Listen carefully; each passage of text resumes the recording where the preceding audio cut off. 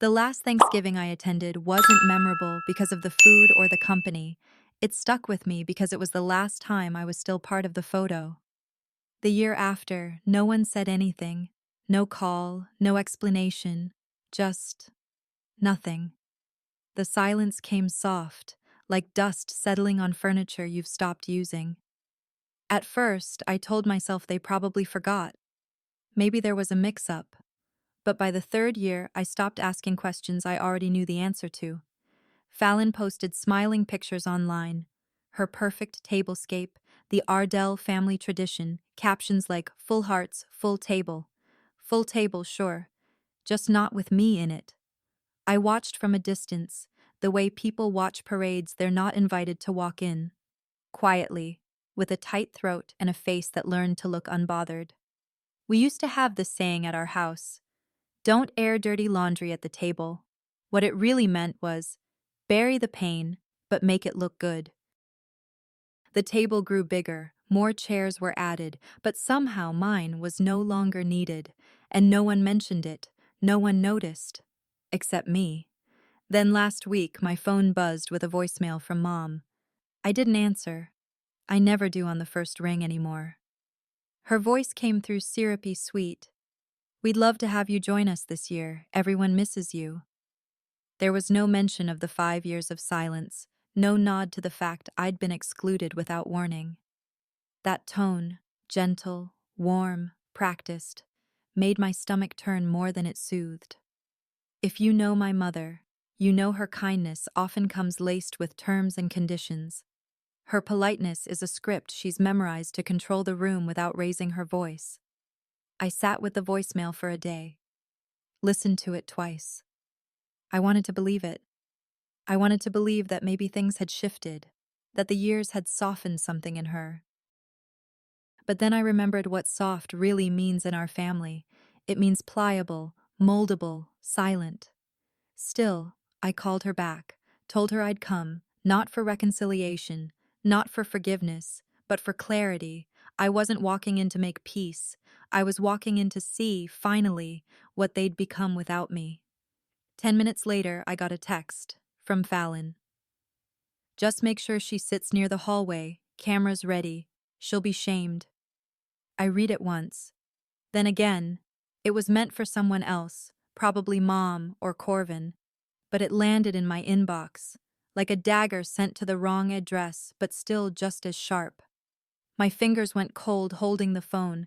I didn't reply, didn't need to. There was nothing I could say in a text that would match what they'd already written. I just stared at the screen for a long time and thought, this isn't an invitation, it's a setup. They're not bringing me back. They're staging an exit. And then I smiled. If they were preparing a show, I'd show up, not to play my part, but to break the script. Funny how you start to remember things once the mask slips, like the time Fallon and I clashed in front of our cousins years ago. I'd called her out on some creative accounting in her business. Nothing loud, nothing dramatic. I thought we were just being honest. A week later, I was the villain. The next Thanksgiving, my name wasn't on the group chat. The year after, I wasn't in the family newsletter. No confrontation, just deletion. That's how it works in this family. We don't fight, we edit. The parts that make people uncomfortable get cropped out and framed as distance for growth. It messes with your head. You start wondering if you're crazy, if maybe you were too sensitive, too direct. But then silence starts to echo, and you realize it wasn't you, it was them. All along. I didn't want back in. I wanted to witness it from the inside, this time, with both eyes open. So I made a plan. I didn't tell anyone. I booked a room at a small hotel off Main Street, nothing fancy, quiet. I packed a single bag.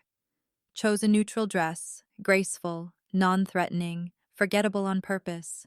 No colors that pop, no earrings that jingle. I didn't ask to stay in the house.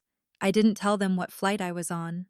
I left room in my suitcase, not for souvenirs, but for whatever I'd need to carry home once I knew the truth. Before I zipped the bag shut, I looked in the mirror, just once, and said to myself, If they want a show, I'll let them hear the sound of reality. The highway into Greenville hadn't changed much. Same overgrown ditches, same peeling road signs, same Baptist church marquee with the pun about grace and gravy, but something about it felt smaller now. Or maybe I just felt larger, fuller, like the version of me that left had been carved out and replaced by someone less willing to shrink to fit back in. I didn't go straight to the house. I didn't even call. I checked into a 2-star hotel that smelled faintly like mildew and old coffee filters.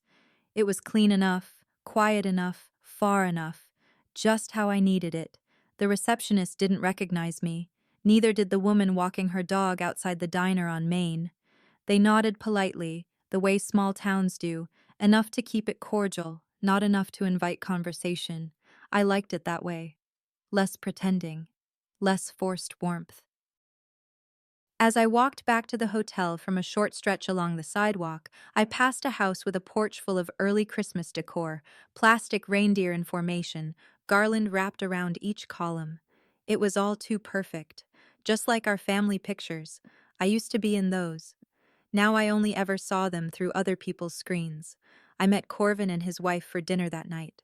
They suggested a quiet place, local Italian, dimly lit, with too many oil paintings on the wall. Conversation stayed surface level. Work, the weather, how Corvin's daughter was excelling at piano. And then, as the server cleared our plates, I noticed the framed photo on the mantel near the wine bar. Thanksgiving last year, whole family together again. I stared at it longer than I should have. Fallon front and center, flanked by Mom and Corvin, his kids arranged neatly, all smiling like life never stuttered. But I wasn't there. Not a chair left empty. Not a gap in the lineup.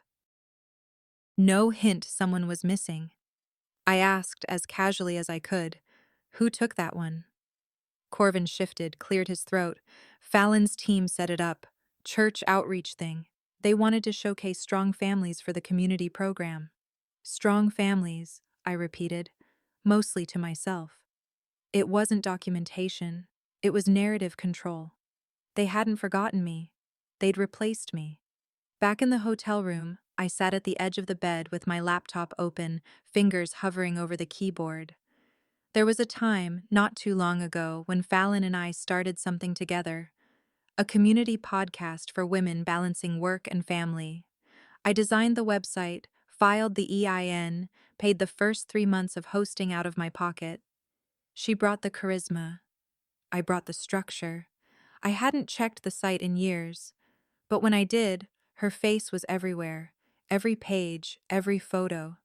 I scrolled to the Our Story section. My name, gone. The blog archives I curated, scrubbed clean.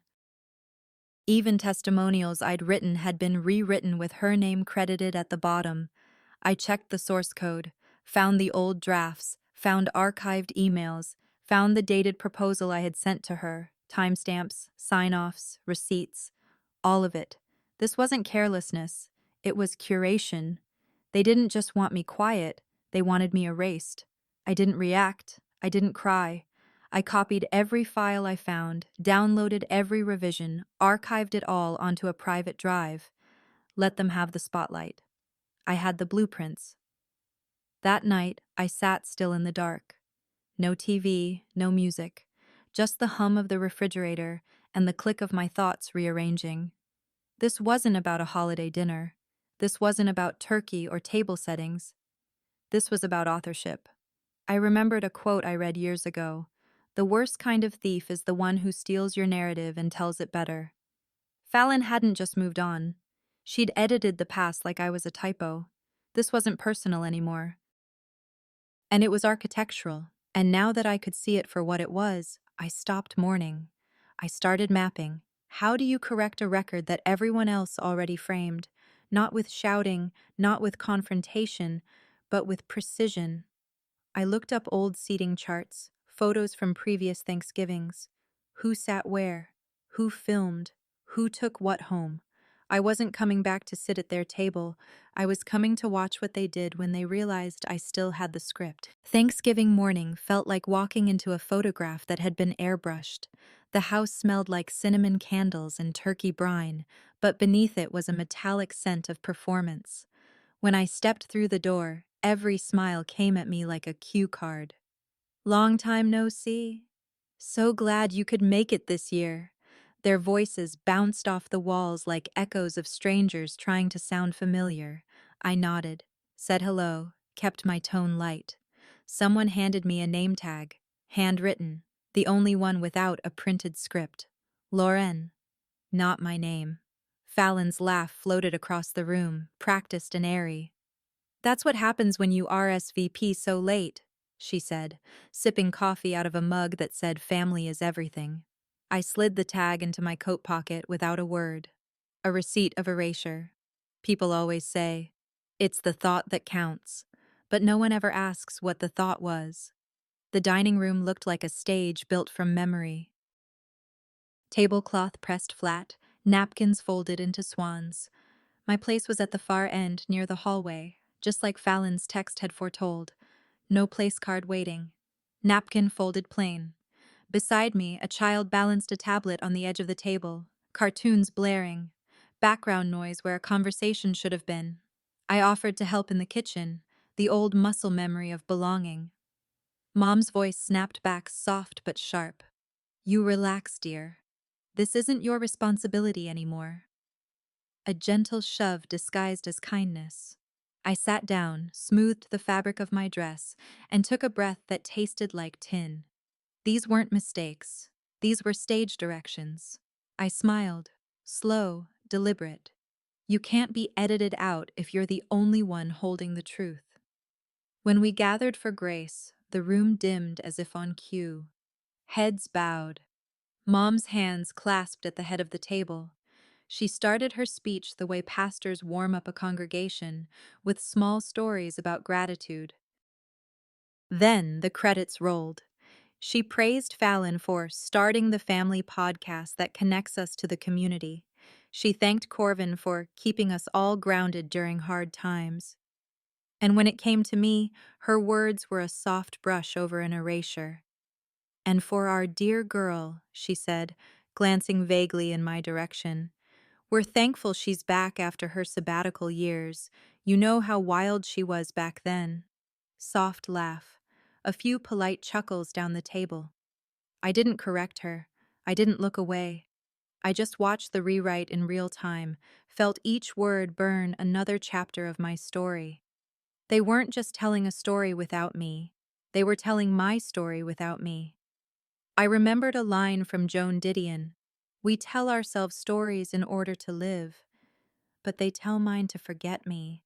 Instead of reacting, I observed who looked at me when Mom spoke, who didn't, who laughed, who didn't.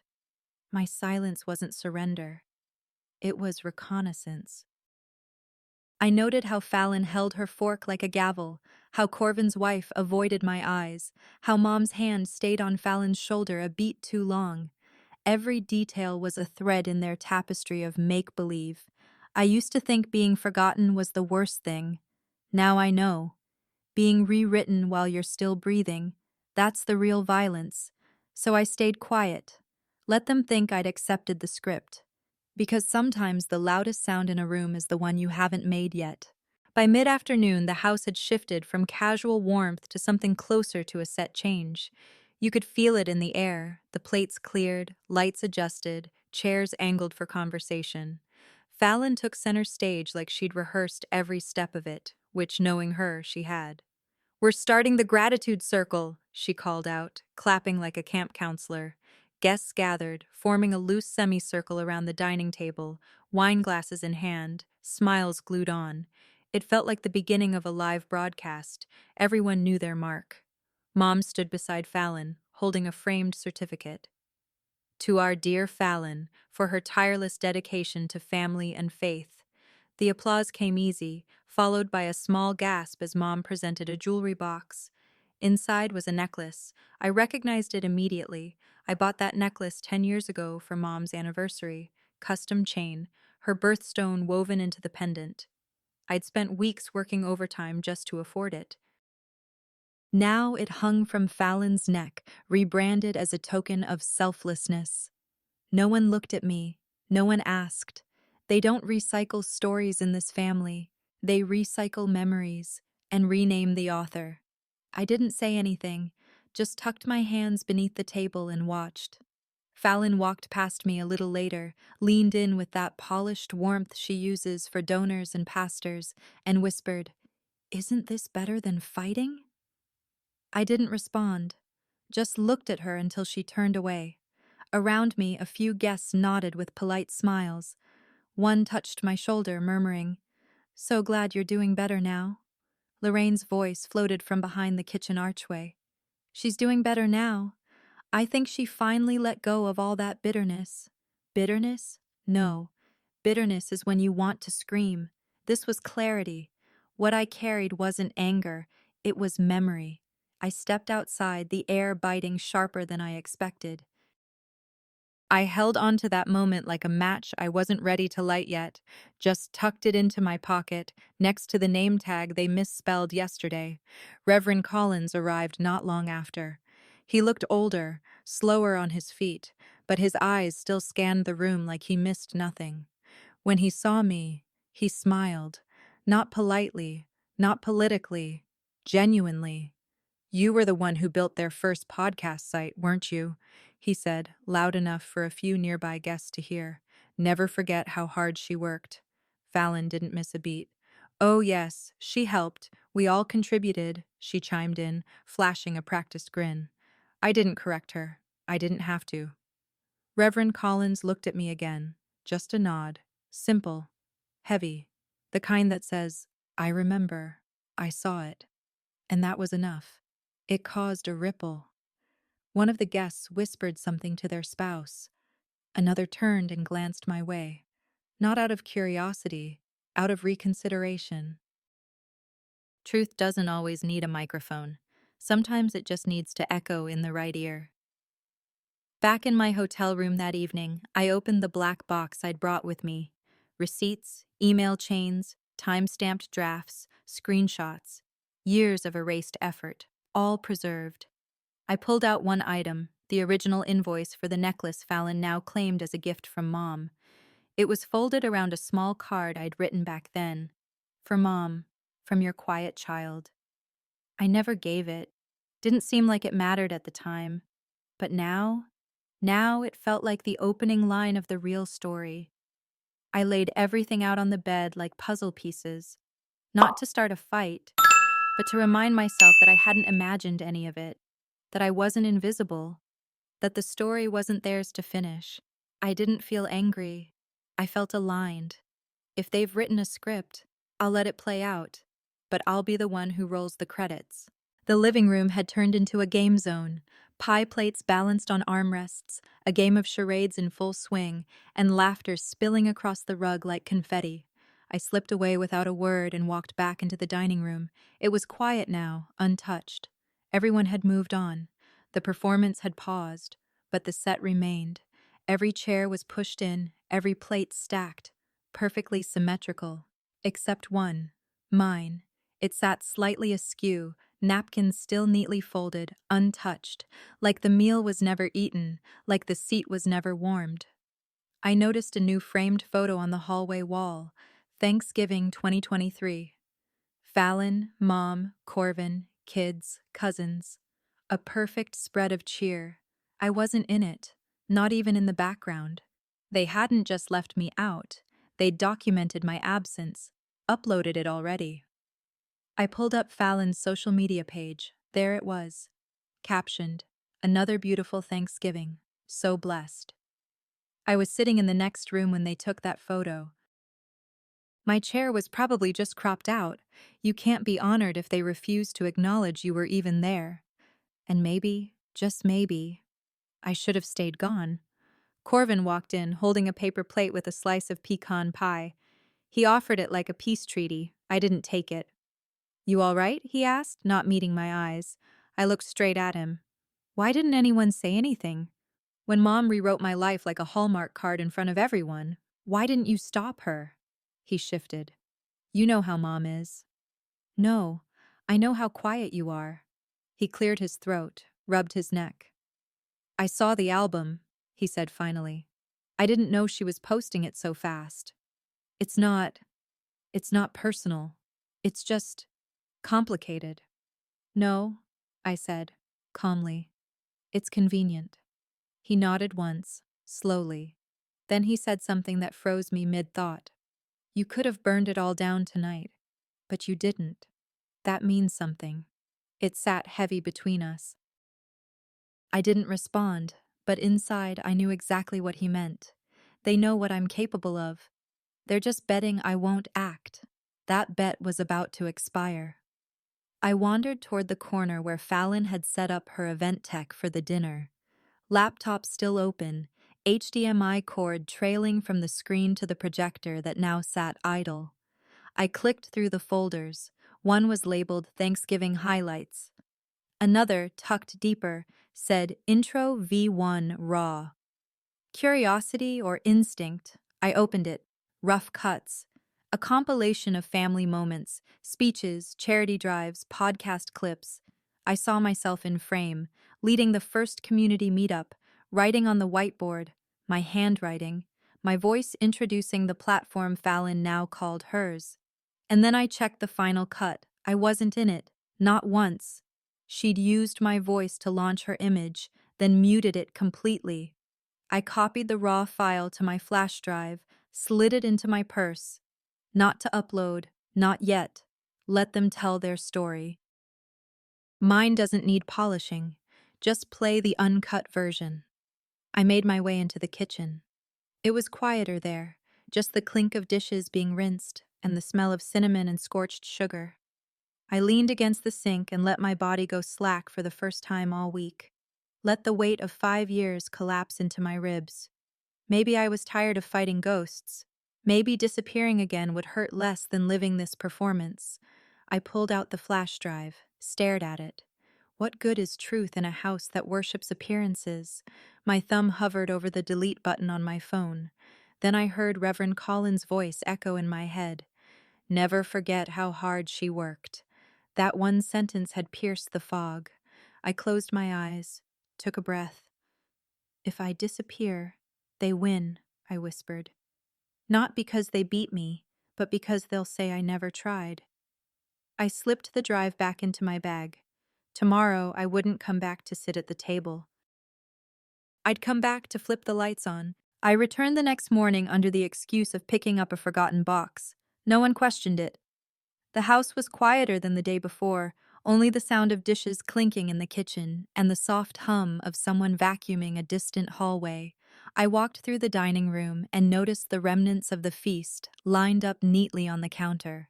Aluminum trays, plastic wrap, labels handwritten in that neat, performative script Fallon had perfected. Fallon's pie, Corvin's stuffing, Mom's turkey. Then I saw the empty tray. My tray, scraped clean, its label. Extras. A woman from the hired staff smiled warmly at me as she packed things away. Whoever made that dish, that was the best thing here. People were fighting over it. I nodded, forcing a polite smile. Internally, I felt something small cave in. They wanted my labor, not my name, not my presence, just my flavor. I stood there for a moment longer than I needed to. That dish was gone now. Like everything else, used up, enjoyed, and uncredited. That one label hit harder than every insult they never said to my face. I made my way toward the foyer where Fallon was being interviewed by someone holding a DSLR camera and a clipboard. Local church newsletter, probably. She stood confidently in front of the family legacy wall, the one filled with curated photos and phrases like faith, strength, tradition. She wore that necklace, my necklace, the one I'd saved for, ordered, customized, the one Mom was supposed to open on that anniversary we all pretended didn't matter. Fallon smiled effortlessly. This was a gift from my mother, she told the reporter, a symbol of generational strength. I watched her lie without blinking. No one ever teaches you that theft can wear pearls. I slipped my phone out of my pocket, pulled up the archived invoice. The card I'd written but never gave, still saved in the Notes app. For Mom. From your quiet daughter. That phrase wasn't poetry, it was an indictment. And it echoed louder now. If I don't speak, I'm not just being erased, I'm helping them do it. I stepped out the front door and into my car, parked along the curb, closed the door, and let the silence settle. I didn't start the engine. I just sat. Everything inside me was heavy, tired. My bag sat on the passenger seat, still zipped. Inside it was the flash drive with the footage they cut, the speeches I gave, the whiteboard I wrote on, the truth no one wanted to remember. I leaned back, stared at the ceiling. Maybe peace isn't about reclaiming your space, I whispered to no one. Maybe peace is knowing when not to enter it again. I thought about how easily Fallon lied, how naturally Mom smiled through the rewriting, how quiet everyone else stayed. I unzipped my bag, pulled out my phone, opened my photos, documents, emails, all the proof I'd collected, hovered my finger over delete. It felt like a surrender, and it almost made sense. They'll win if I disappear. Not because they deserve to, but because then they'll say I never existed to begin with. I took a shaky breath, reached for the ignition, and that's when I saw her. My niece. She was standing outside the passenger window, her hair still messy from sleep, holding something in her hands. I rolled the window down. I found this near the fireplace, she said, offering a small card. It has your name. I think it's yours. I took it, the card, the one I never gave. To Mom, from your quiet daughter. She looked up at me and asked, "Why did you say you were quiet?" I looked at her for a long moment, trying to decide how much to say. When people don't let you speak, I said slowly, they start to forget what your voice sounds like. She nodded like she understood more than she should. But I hear you now. I stared at her. Something moved in my chest. Not quite anger, not quite sadness. Something older, something steady. I put the card back in my bag, zipped it, opened the files again, and deleted everything, except the video, the uncut version. I came back the next afternoon under the pretense of forgetting a jacket. That's what I told Corvin in a quick message. It wasn't a lie, I had left something. Just not the kind anyone could hang on a coat rack. The house was busy again, people dropping in for leftovers, board games, wine that had lost its chill. I slipped in through the side door while no one was looking, walked straight past the kitchen, past the echo of laughter in the living room, and paused at the heritage wall. Every photo had been placed with care: birthdays, graduations, baptisms, new spouses, grandbabies, laminated labels at the bottom. And me? Nothing. Not even a baby photo shoved behind a newer one. I wasn't turned backward like in some petty act of protest. I just wasn't there. I took out my phone and snapped a photo. Not out of spite, out of documentation, because this wasn't about being disliked. This was about being rewritten. And what's worse than being the black sheep? Not even being in the herd anymore. Just as I stepped back from the wall, I heard soft voices coming from the hallway. Little ones, Fallon's daughter and one of the cousins. "She used to be mean to Grandma," the girl said, her voice barely above a whisper. "That's why she doesn't get real gifts anymore." The words didn't stab, they thudded, like the sound of something old cracking inside a house no one's bothered to maintain. I stepped into the hallway slow, deliberate, the kind of stillness that makes people nervous. The two girls looked up. I crouched down, met her eyes. "Do you know what mean means?" I asked. She blinked. "I think it means talking too much." I looked at her, no anger in me, just the ache of something irreversible. "Sometimes," I said gently, "people call the truth mean when it makes them uncomfortable, but that doesn't make it a lie." She looked at the floor, didn't say anything. That's when I realized this wasn't just about me anymore. They were scripting the next generation's silence, teaching girls that kindness means shrinking and honesty means punishment. And I wouldn't let that sit. I stood up and headed toward the attic. The old stairs creaked just like they used to. I knew exactly where to go. Back wall, under the dusty insulation panel, third bin from the left. Old decor, not used. I opened the box. There they were, my Thanksgiving napkins. The cloth ones I stitched by hand the year I helped Mom host. The little angels I crafted in high school for Christmas, their wings uneven, but intact. A candle holder with my initials carved on the base, packed neatly, labeled, not discarded, just hidden.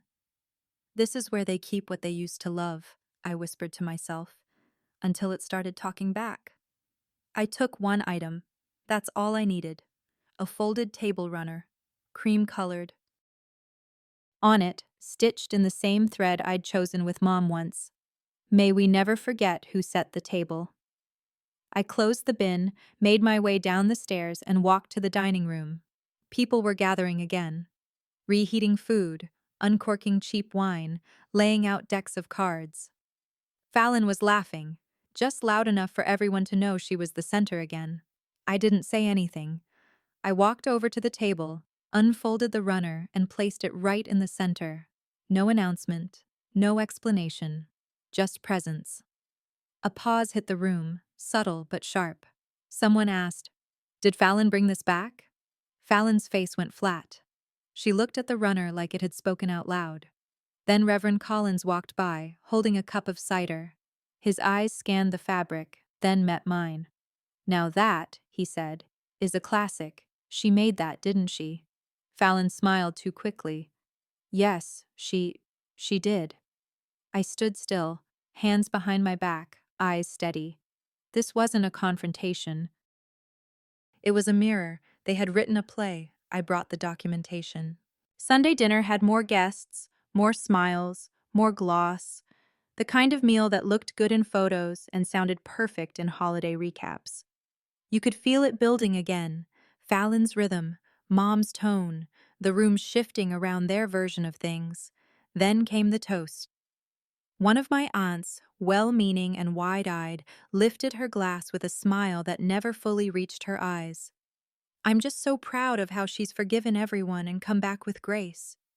The room fell quiet. My fork stopped midair. Not from shame, from clarity. They were doing it again. They were telling the story of my return, without asking what it cost me to walk through the door. I didn't say anything yet, but I heard it. Guests leaning in. Someone whispered, "Forgiven what?" Another muttered, "I thought she was always part of the family." Fallon's smile twitched, just enough for me to see the mask slip. "She and I have worked through things privately," she said smoothly, reaching for her water glass. "No, we hadn't, and she knew it. You wanted me quiet, Fallon, so you could write the ending.